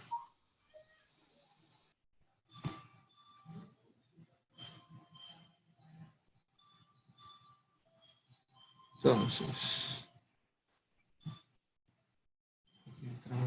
listo. Entonces, como les decía, la doctora Catrina ya nos había hecho una breve introducción de esto y en realidad la FACO sola es un procedimiento ideal para los pacientes con ángulos estrechos, como les decía, de reciente diagnóstico, que no sea un paciente muy crónico. Y el Eagle Story es un estudio que realmente nos ayuda mucho a dilucidar esto. Obviamente esto era una lensectomía en cristalinos claros, pero puede de cierto modo aplicar al resto de los pacientes que también tengan catarata. Y aquí lo que se hizo fue un ensayo clínico aleatorizado, un seguimiento a 36 meses, en donde pacientes con cierre angular primario con presión mayor a 30 o glaucoma por cierre angular primario con presión mayor a 21, mayores a 50 años, con diagnóstico menor a 6 meses, que no tuvieran una catarata, que no tuvieran glaucomas severos, un ojo muy pequeño, un riesgo mayor, se randomizaban hacia una iridotomía o hacia una FACO sola. Entonces lo que ellos pudieron observar fue que al cabo de los 36 meses había una reducción de la presión. Aquí a la izquierda podemos ver la tabla de la reducción de la presión, 16.6 partiendo de 29.5 y de 30. En el grupo de la iridotomía logramos una reducción de 16.6 y a 17.9 de la presión. A 36 meses, fíjense que la cantidad de drogas era estadísticamente significativa y muy distinta respecto al grupo de iridotomía y al grupo de la FACO. Y la cantidad de medicamentos, casi que gran parte de los pacientes que solo se le hizo FACO no usaban drogas. Y la cantidad de reoperaciones era mucho menor en el grupo de FACO sola con el grupo, respecto al grupo de iridotomía. Entonces, dentro de las complicaciones asociadas a la cirugía como tal, cirugías intraoculares necesarias por complicaciones operatorias de la lensectomía, por lo menos en el caso de la lensectomía 3, un paciente que se le hizo una vitrectomía con sonolo y aloidectomía por un glaucoma maligno, una reposición de un lente sublusado y un antiangiogénico por un edema macular, mientras que en el grupo de iridotomía, obviamente muchos pacientes de esos se les tuvo que hacer FACO. Este fue un paciente que se le hizo vitrectomía por luxación del cristalino. No hay o sea, sí hay diferencia, pero no es una diferencia enorme. Y en pérdida de letras, de visión, el grupo de iridotomía tuvo un poquito más. ¿Okay? Digamos, esto es algo que obviamente hay que individualizar. Vuelvo y repito, hay que individualizar cada caso. Pero podemos concluir que la lensectomía está asociada a mejores resultados clínicos, más aún si tengo un paciente con un cierre angular primario, un glaucoma por cierre angular primario que tiene catarata, ni lo pienso, le hago FACO. La lensectomía, esto también es importante, ellos evaluaban, el principal objetivo del estudio era evaluar costo-efectividad y calidad de vida. Entonces ellos determinaron que la lensectomía parecía ser más costo-efectiva. Sin embargo, en calidad de vida era un poquito mejor la iridotomía. Es un estudio del Reino Unido, quizás no aplica para nuestro medio en cuanto a temas de costos, pero bueno, vale la pena mencionarlo. Y que la lensectomía tiene un riesgo de ruptura capsular y todo lo que viene asociado a esto. Esto fue un estudio desarrollado con cirujanos expertos. Pues por eso les digo, esto es de individualizar la decisión. No todo paciente con cristalino claro, entonces uno le va a entrar, y con cierre angular uno le va a entrar directo a esta alternativa. Yo creo que hay que individualizarlo, pero vale la pena mencionar esto. ¿Okay? Este es un pacientico que, un paciente con glaucoma ángulo estrecho está controlado, pero la idea era quitarle un poquito de drogas. Entonces estos son procedimientos que se pueden asociar a goniosinequiolisis. ¿Qué es la goniosinequiolisis? Básicamente puede ser con una pinza, con un forceps o con un viscoelástico, una espátula de ciclodiálisis, ir liberando las sinequias que están allí presentes. Entonces podemos restituir la anatomía del ángulo. Como les decía, hay algunos que inclusive, por lo menos el doctor Ahmed es muy atrevido en ese sentido y él hace goniosinequiolisis y pone Einstein. Pienso que ya eso es muy discutible muchas veces, y el debate que hay es en si la goniosinequiolisis realmente funciona. Hay estudios o ensayos clínicos aleatorizados que hablan que no, hay otros estudios que sí. No hay un consenso global. Yo pienso que quizás el diseño del estudio, en todos esos estudios que hay, es quizás el talón de Aquiles, porque de hecho hay estudios que han demostrado que comparando FACO sola con goniosinequiolisis, a mayor extensión de sinequias en el postoperatorio, mayor es la PIO. Entonces, si comparamos los de FACO solo, tienen mayores sinequias, hay mayor PIO, comparados con la goniosinequiolisis, menor PIO. Ahora, ¿qué sucede? Que muchas veces con la FACO sola se realiza con la misma aplicación de viscoelástico, puede que hacemos hasta goniosinequiolisis de forma indirecta. Entonces, por eso es que yo pienso que en cuanto a diseño de estudio, ese es el talón de Aquiles. Falta un estudio realmente bien diseñado. Yo trato de hacerlo en lo posible. Yo lo que hago es que cuando hago la FACO, miro el ángulo, y si veo sinequias, no me cuesta nada, no es un procedimiento para nada complejo, retiro las sinequias. Ahora, y finalmente el mensaje que quiero dejar, esto es algo que muchos cirujanos escriben, y es que nosotros no nos podemos limitar en decir de que no, bueno, es que nosotros no podemos hacer mix porque los mix son muy costosos, qué sé yo. O sea, los mix son una alternativa que ya están hoy en día bien establecidas y que uno no se puede frenar. Por lo menos lo del GAT es magnífico, por eso yo lo hago mucho, porque el tema de costo es mínimo. Pero inclusive, por lo menos eso es un póster que yo miré en el Congreso de la Sociedad Americana de Glaucoma en 2019, y es que este autor describía una goniectomía con una aguja de 25 gauge. Entonces él lo que hacía era doblaba la punta de la aguja y hacía una especie como de cajuc. Fíjense que las presiones preoperatorias eran de 17.8 y al cabo de 6 meses eran de 14. Entonces podemos lograr. Obvio, ahora queda debatible si es por la FACO, si es por la goniotomía, pero bueno, digamos que no es algo que nos pueda frenar tampoco. Yo por lo menos llegué a ensayarla alguna vez antes de que, digamos, empezara o homogeneizáramos el tema de costos con el Kahoot. Y fíjense que en este caso, lo único fastidioso de esto es que como no es, el cuchillete no es tan adecuado como el Kahoot, uno más bien va haciendo como pequeños cortes y retirando. Aquí hice una técnica outside in, pero uno va haciendo como pequeños cortes y retirando. Pero, como les digo, o sea, no nos frena a nada. Yo hice 3 pacientes y realmente no me fue mal. Así que es algo que dejo ahí sobre la mesa. Entonces, a modo de conclusiones, los mix, como les digo, son una alternativa ideal, y todo lo que hemos venido hablando en el transcurso de la mañana es ideal en cierto grupo de pacientes. Esa brecha que hay entre tratamiento farmacológico y láser a la trabeculectomía, que no deja de perder su indicación por ser el procedimiento con mayor tasa de reducción de la PIDO realmente. El perfil de seguridad de los mix es muy bueno, realmente comparado con una trabe, obviamente. Y algo que ya les había mencionado es que la buena visualización del ángulo es crucial. Y no solo eso, la buena identificación. Por eso es que nosotros siempre dejamos el mensaje, hagan gonioscopía, porque es que si no saben hacer gonioscopía, no vale la pena meterse en este tema de mix. Los mix trabeculares y ciliares son los que tenemos disponibles acá en Colombia. Honestamente no he tenido experiencia con la endociclofotocoagulación, pero sé que es un procedimiento bastante efectivo. Muchísimas gracias. Gus, muchas gracias. Muy descriptivo todo, muy chévere. Pero de verdad lo que quiero dejar claro es traten de hacer gonioscopía y empiecen por hacerla en el preoperatorio para que tengan claro para dónde van, y luego en algunos casos por solo entrenamiento háganla al terminar sus facos, que les va a dar una gran ventaja para ir entrando en los mix. No sé si hay algún comentario, la doctora Catrina, la doctora Mafe, el doctor Poncho. Yo hago un comentario, Gustavo. Bueno, primero, muchas gracias por tu presentación, que estuvo súper completa, y con tu experiencia, pues mucho mejor poder uno hablar de las cosas que uno hace.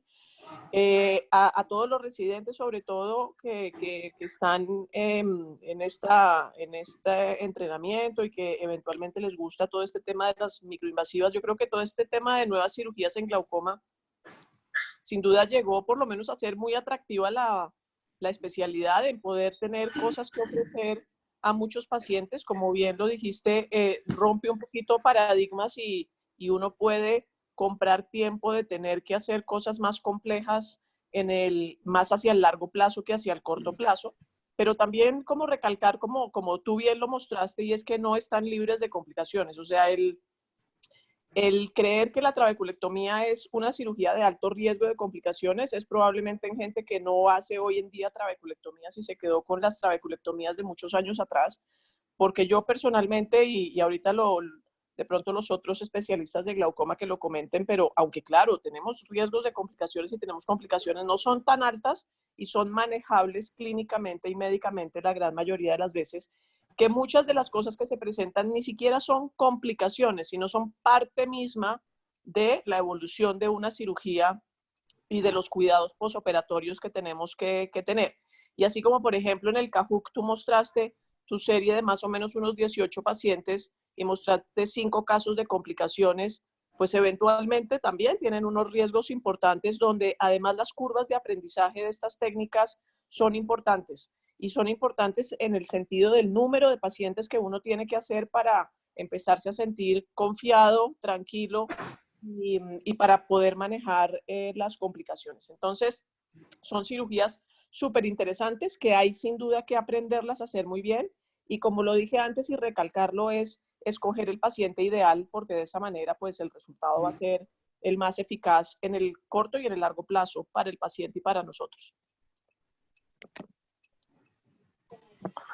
Yo estoy completamente de acuerdo con lo que dice María Fernanda e insisto en que la trabeculectomía no se debe abandonar y es una cirugía bien hecha considerando las posibles complicaciones a los pacientes. A la inmensa mayoría de los pacientes les va muy bien.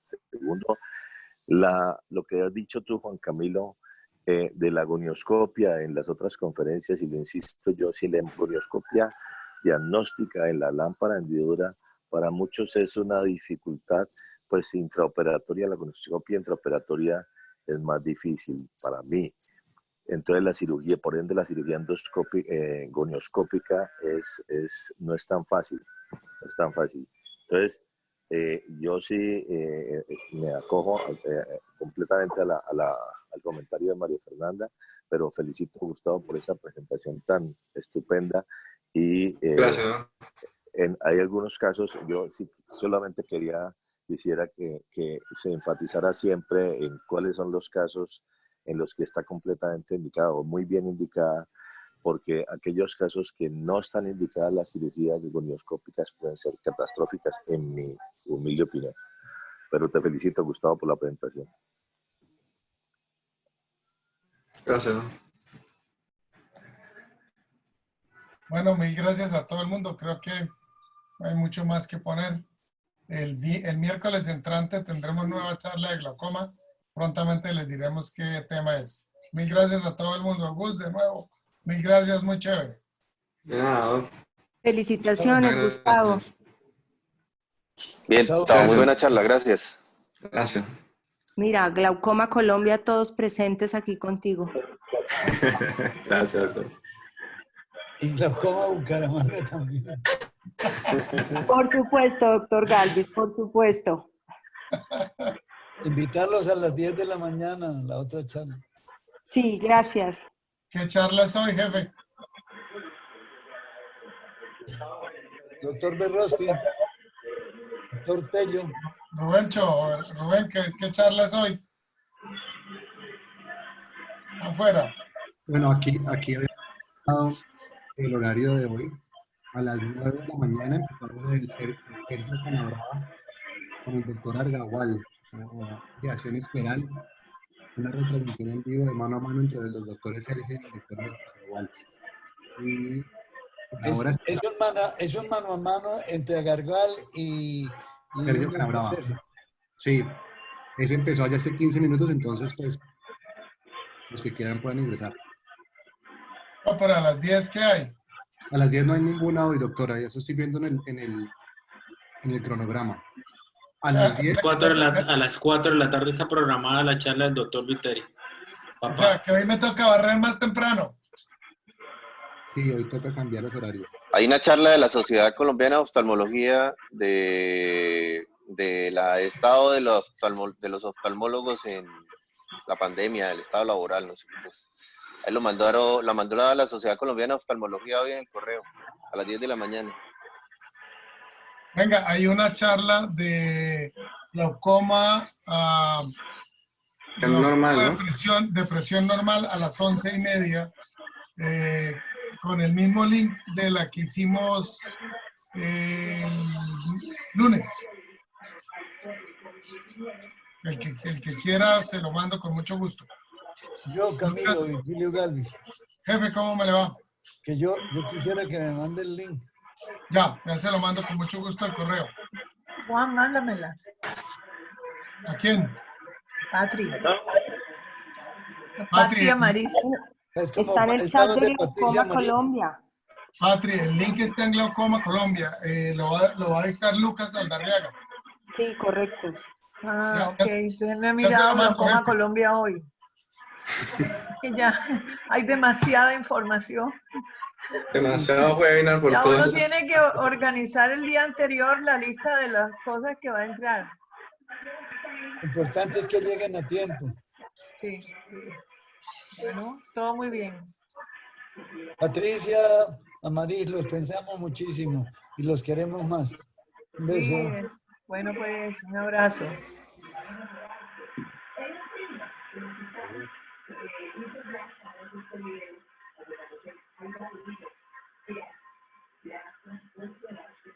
Tania Brandaris, gracias por venir.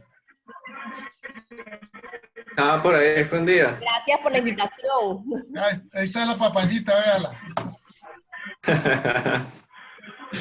¿Cómo es que le decía usted? Papaya. Todavía, 10 años después me dice igual. Ya me quedó de por...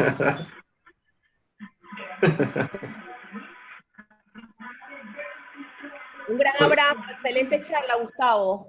Gracias, Tania. Lo que me decías, lo de la pilo, yo sí, o sea, les dejo pilo cuando hacen pico, tal cual como describió el doctor Grover ayer. Realmente sí, al abrir, es que me ha servido mucho que lo de la posición para dormir, a mí me parece crucial. O sea, eso es de las cosas más importantes. He tenido pacientes que se acuestan hacia el lado de la cirugía, hacia el lado nasal, mejor dicho, y me hacen unos picos brutales. Ese es tremendo tip, ¿no? El dejar el libre el cuadrante nasal, ¿no? O sea, que se acuesten siempre al lado del ojo operado para que el ángulo nasal quede libre, porque si se llega a acumular un efema nasal es donde más en el postoperatorio inmediato. Es un excelente dato, Gustavo, realmente. Ese lo apunté y me pareció un excelente dato, muy buen dato. Sí, sí, pero yo pienso que el paciente puede guardar como un 30 grados mejor, porque por ejemplo, una paciente que quedó como el efema decantado del lado temporal y me terminó como sin aquí ángulo en esa porción. O sea, es que el tema del sangrado es fastidioso, honestamente, es lo único que no me gusta del GAT y que por lo menos el Cajuc y el iStent tienen mucha más ventaja y es que no sangran casi, honestamente. Lo que pasa, Gus, es que en el Cajuc tú haces un área mucho más corta, en cambio por eso no sangra. Claro, no, totalmente. Exacto, es como cuando hacemos las goniotomías, las trabeculotomías, ¿sí? Que cogemos arriba y abajo, y entonces por eso sangra, porque son áreas mucho más amplias. Pero la posición de la cabeza es mandatoria para tratar de que quede libre de ifema. Claro, claro, no, eso es así, pues. Y Tania, una pregunta, tú estás haciendo Zen ahorita, ¿cierto? Sí, sí, no tengo tantos, llevo como unos 13 más o menos, y la verdad es que es una trave, o sea, es una trave que te deja dormir tranquilo las primeras semanas, pero hay que hacerle revisión con 5FU a la mayoría. Sí, eso sí. Pero bueno, sí, o sea, entras, yo de hecho estoy entrando a AVE externo, me es más fácil que hacerlo a AVE interno, la verdad es que como que siento que es un área que estoy más cómoda trabajando. Y los resultados hasta ahora muy bien. La verdad que estoy muy contenta con el Zen. Y al final es eso. Llegó un pacientico tuyo y yo le dije, no, vaya con la doctora Tania, eso no tiene otro, eso le toca a Zen porque sí, pues. Ah, bueno, sí, él es un paciente de un traumático, ¿no? De un glaucoma traumático, le fue muy bien. De hecho, tengo un caso muy interesante que es una paciente que tiene metástasis en cuerpo ciliar y en iris, y donde tenía el único espacito libre, ahí le entré, pero era una paciente con un nervio muy sano, agudeza visual 20/20, 60 de presión con full tratamiento. Entonces dije, bueno, yo creo que lo que menos invasivo sería hacerle un Zen, y le ha ido bien también, ¿no? Le ha ido bien, pero es eso, al final yo creo que no es un mix, yo no sé, la verdad es que yo diría que el Zen más bien es una trabeculectomía fina. O sea, no, ¿Y allá tienen el Infocus? No, yo no he puesto Infocus todavía. Acá No, yo creo que el Infocus todavía está muy en los Estados Unidos. Ese creo que no ha salido de allá, Gus. Y el No, es que de hecho el Infocus todavía no lo han... No está aprobado FDA. Utilizado. Yo creo que está más que todo en Canadá. Sí, por eso le digo, ese no está aprobado FDA. Pero por lo menos, o sea, ahorita en el Congreso de la Sociedad Americana, o sea, lo amaban, pues el Infocus, lo mejor del mundo. Pero Sí, si, yo creo que el lumen es si más se grande. fijas, Sí, el año pasado era el Zen. exacto, si se fija el Zen, lo que usted llegó, yo me acuerdo que usted llegó, no, el Zen, el Zen, el Zen, el Zen, y este año hubo muchas charlas sobre la parte fea del Zen. Claro. Por lo menos a mí me gustó una charla muchísimo que dio la doctora Marlene Moster, que era de las revisiones de los Zen. Uy, no, qué vaina tan fea. O sea, eso era camello revisar esas ampollas de Zen. Es que básicamente es el mismo problema que tenemos o con las trabeculectomías convencionales o con la época del Express. El Express. Es que, ¿sabes qué pasa? Lo estaban poniendo gente que no hace glaucoma. Entonces, cuando llega el momento de hacer una revisión con 5FU, se embolatan todo, que lo meten a quirófano cada vez. O sea, yo creo que si es para un especialista de glaucoma, ya uno lo ve cómo se va poniendo la ampolla, cuando deja de ponerse quística. Yo no espero ni que la presión esté muy alta. Yo le hago su revisión con 5FU y la verdad es que no he tenido malos resultados. Ok.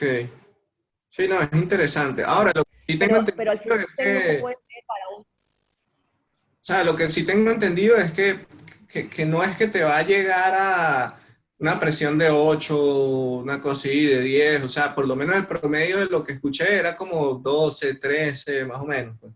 Depende, tengo algunos pacientes, depende de qué tanto tiempo el paciente usó medicamentos. Realmente de las variables que he visto, me he dado cuenta que aquellos pacientes que eran muy alérgicos, que usaban pocos medicamentos, hacen unas ampollas mucho más amplias y jugosas. O sea, realmente yo creo que depende de la trave. Es como una trave, exacto.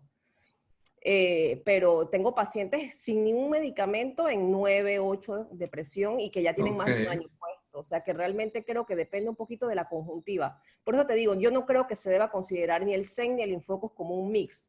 Una vez que tú pones pones antimetabolitos. Sí, una vez que tengas ampolla, ya prácticamente. Pues. Porque vamos a tener blebitis más adelante con Zen. Claro, claro, no, y hay descripciones. Yo he visto descripciones de endoftalmitis secundarias en Zen. Claro, entonces ya en ese momento... Eso es como un express sin flat escleral. Es lo mismo. Te ahorras es un el tubo. No, es una trave, es una trave. Es una microtrabeculectomía. O sea, esa es la ventaja, te ahorras abrir la conjuntiva. Y no, y te ahorras descomprimir la cámara, te ahorras la iridectomía, o sea, realmente te deja descansar. Pero yo estoy esperando ese aquí en Colombia, ese me suena mucho. A mí parece que lo del GADES está muy a la mano, como dice Gustavo. Hay un chisme del año entrante, no puedo decir mucho. Ay, no. Vale la pena. Ay, no, me lo voy a guardar. ¿Y qué, Tania, y qué tal la curva de aprendizaje? Bueno, hacerlo desde cámara anterior, AVE interno, siento que es un poquito más difícil. AVE externo, para el que he puesto una válvula, creo que es pan de cada día. Realmente. Buenísimo. Sí, es un tubo valvular. Es un tubo mucho más delgado, simplemente. ¿no? Es delgadito, entonces hay que manipularlo con Wetzel. O sea, no lo puedes ni agarrar con pinza porque le aplastas el lumen, ¿no? O sea, hay que manipularlo con mucha suavidad. Pero diría que la curva después del segundo, eso sí, la manipulación es súper delicada. El primero que puse, lo moví y se me salió y fueron los $1000 más rápidos que me he gastado en toda mi vida. Me tocó en una cirugía poner el seguro, o sea, en la misma cirugía agarrar y pedir otro y ponerlo, porque es tan delgado que en un segundito se te escapa. Pero realmente, esa fue mi curva de aprendizaje, me costó $1000. Pero creo que vale la pena mucho ponerlo realmente. Sí, es una trave fácil que no tiene ifemas, no tienes DCC, o sea, realmente es una trave fácil. Pero es una trave, o sea, al final... ¿Tú levantas conjuntiva con